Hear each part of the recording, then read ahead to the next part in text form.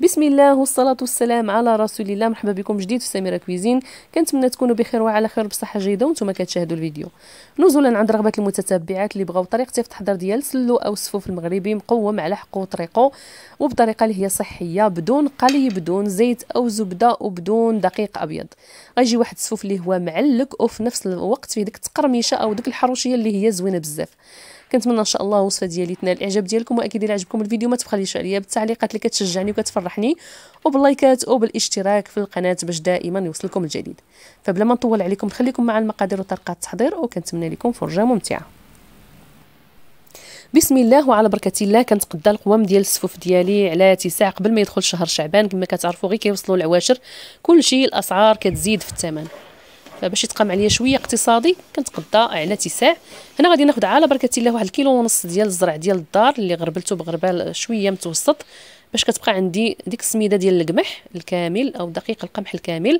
كناخذ كوكوت وكنحمر فيها الدقيق ديالي مع التحريك المستمر حتى كتولي بهذا اللون هذا كيولي اللون مذهب.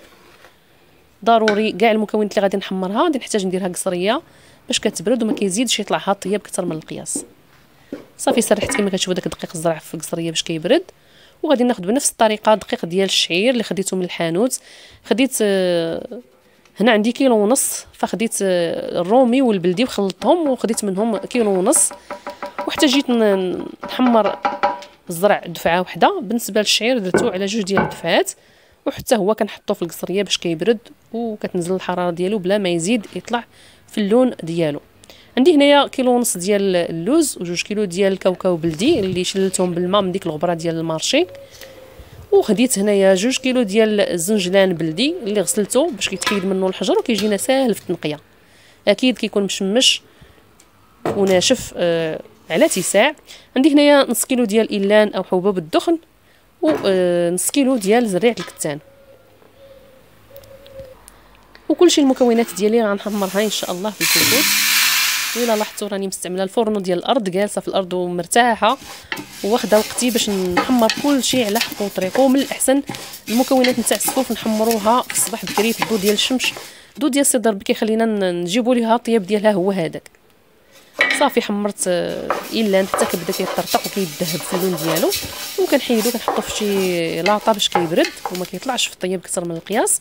وبنفس الطريقه غادي نحمر زريعه الكتان حتى هي كتبدا كتطرطق وكيطلع واحد المذاق اللي هو زوين. ونصيحه للمبتدئات خدموا في الضو ديال الصباح. والحاجات اللي كيشمتوكم في الطياب بحال زريعه الكتان والزنجلان حاولوا مره تذوقوا واحد شويه باش كتعرفوا واش خضر الجنجلان ديالكم وزريعه الكتان ولا محمرين. ما تزيدوش طيبوهم اكثر والا غادي تحرقوا. يعني هاد 2 مكونات كيكونوا حساسين. صافي كما كتشوفوا حمرت زريعه الكتان والجنجلان على 2 دفعات حتى هو. زريعه الكتان غير مره واحده لانه غير نص كيلو. وهنا جا الوقت اللي غادي نحمر فيه المكونات اللي ما كنديرهاش في كوكوت. اللوز وكاوكاو كنحمرهم في الفران، فغادي نحيد واحد شويه ديال اللوز باش نفسخو في الماء الطايب باش نحتفظ به للتزيين. والكاوكاو حتى هو غادي نحمرو في الفران. نار مهيله في الفران، ما نجهدوش عليه، النار غير من التحت. وكنبدا نحركو مره كنحل عليه ونحركو بالمغرفه باش كيجيب ليا لون واحد. يعني ما كطيبش بلاصه محمره بزاف وبلاصه محروقه باش يجيب لينا لون واحد. وكما كتشوفوا ما ضفت لهم لا زيت لا حتى حاجه، شللتهم في الماء باش تحيد منهم ديك الغبره صافي. وهذا هو الشكل ديالهم بعد ما كيتحمروا. كنفتح الحبه ديال اللوز كتكون محمره مذهبه على هذا الشكل. بالنسبه للكاوكاو كنفسخو ما بين يديا باش كتحيد منه القشره.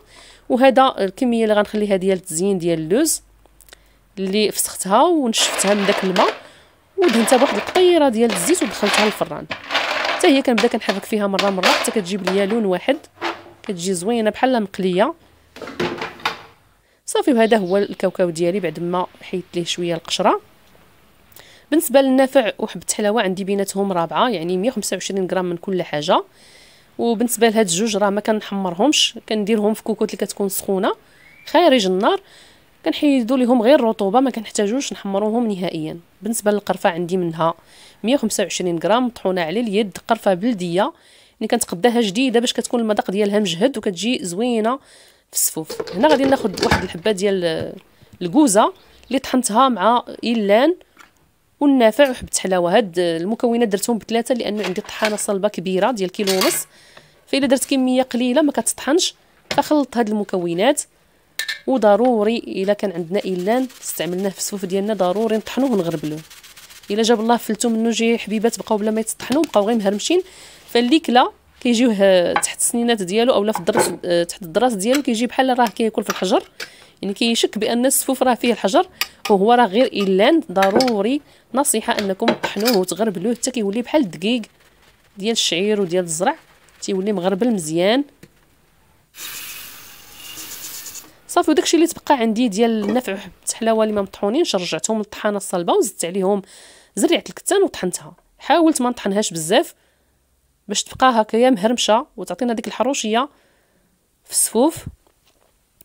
ونصيحه للمبتدئات اضافه انهم يخدموا في الضو ديال الصباح، هاد جوج مكونات كيكونوا حساسين اللي هما زريعه الكتان والزنجلان مره يبقاو يذوقوهم باش يجيبوا لهم طياب هو هذاك، والا الا فوتوا فيهم طياب غيضيعوا في القوام ديال السفوف. يعني صراحه يكون هذا المشكل هذا، وكنشوف بزاف الاخوات كيتشكاو في الفيسبوك زنجلان حمرته اكثر من القياس واش نستعملو ولا غيعطيني المروره في السفوف. فضود الصباح ومره ذوقوا الحاجه وجدوا السفوف ديالكم على اتساع. صافي غادي ناخذ واحد الكميه ديال زلافه كبيره ديال الزنجلان غادي نخليه صاين، وغادي ناخذ واحد الكميه ديال كاوكاو،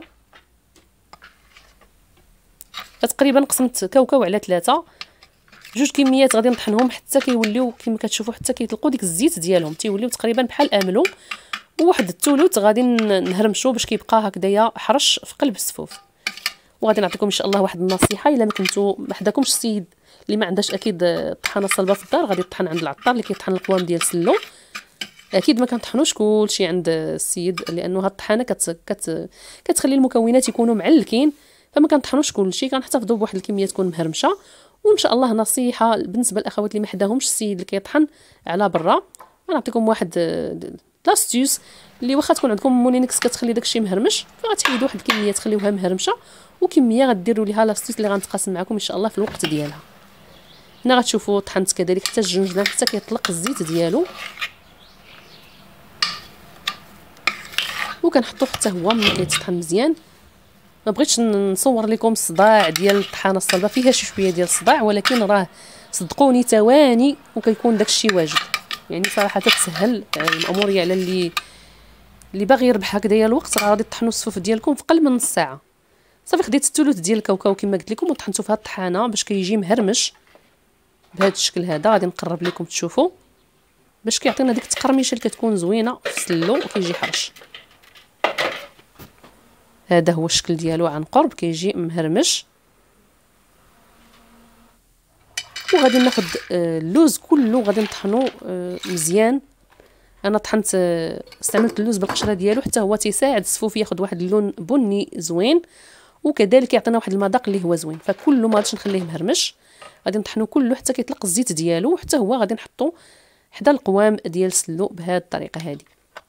وبالنسبه للنصيحه اللي غنتقاسمها معكم دابا، غادي ناخذ واحد شويه ديال الزنجلان مطحون واللوز وغادي نديرهم في الخلاط د العصير او في هذا المونينكس اللي عندي، وغنضيف لهم زيت البلديه. زيت البلديه تكون حلوه واحد شويه تقريبا واحد 2 كيسان. بنفس الطريقه غتستعملوا الخلاط ديال العصير، واخا يكون عندكم القوام غير مهرمش حيدوا الكميه اللي غتخليوها مهرمشه والكميه اللي غتبغيو تعلكوها طحنوها مع الزيت البلديه وجمعوا بها الصفوف ديالكم، راه غيجيكم خطير بحال لا طحنتوه عند العطار. هذه بالنسبه للناس اللي ما حداهمش الناس اللي كيطحنوا بالطحانه الصلبه. غادي ناخذ هنايا واحد 125 غرام ديال القرفه، ما يعادل 5 ديال المعالق كبار ديال القرفه اللي طحنتها على اليد باش كتكون المذاق ديالها مجهد. وداكشي اللي كيبقى عندنا حرش كنرجعوه حتى كنعاودو نطحنوها مره واحده اخرى في الطحانه ديال العطريه.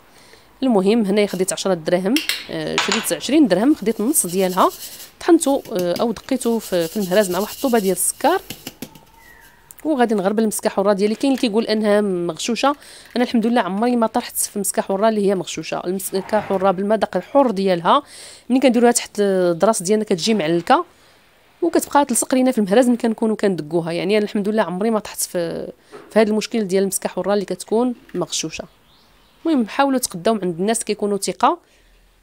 صافي وكنضيف داك الخليط نتاع الزنجلان واللوز اللي طحنتهم وخلطتهم في الخلاط العصير مع زيت البلديه، كيزيدوا ينسجموا كثر وكيتعلكوا وكيعطيونا واحد التعليكه اللي كتكون زوينه.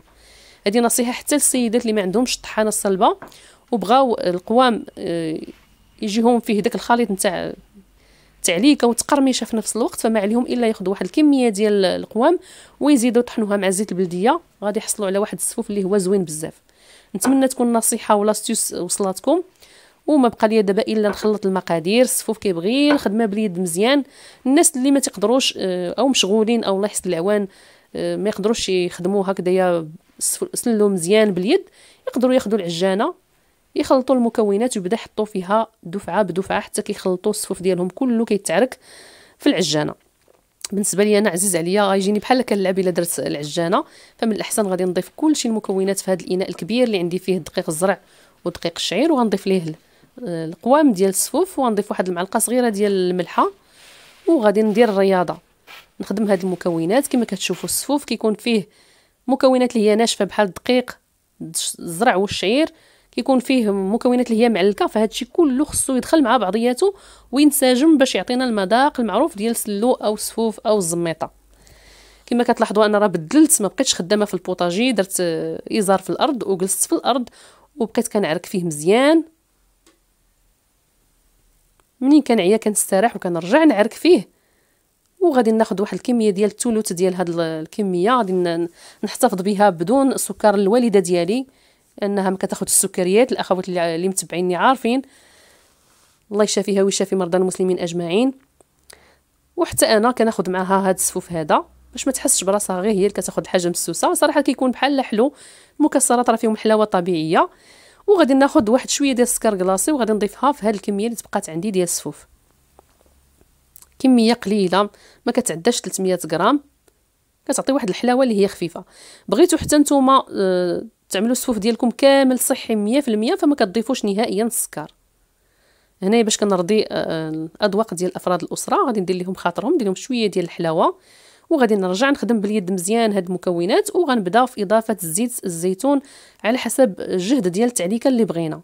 كاين اللي كيعجبو السفوف يبقى هكايا مرمل، صراحه تيعذب في الماكله، تيبدا يطيح ويتشتت، ما كيجيش زوين. انا كيعجبني يكون معلك، فكنضيفوا ليه الزيت بعيننا ميزاننا على حسب شحال بغينا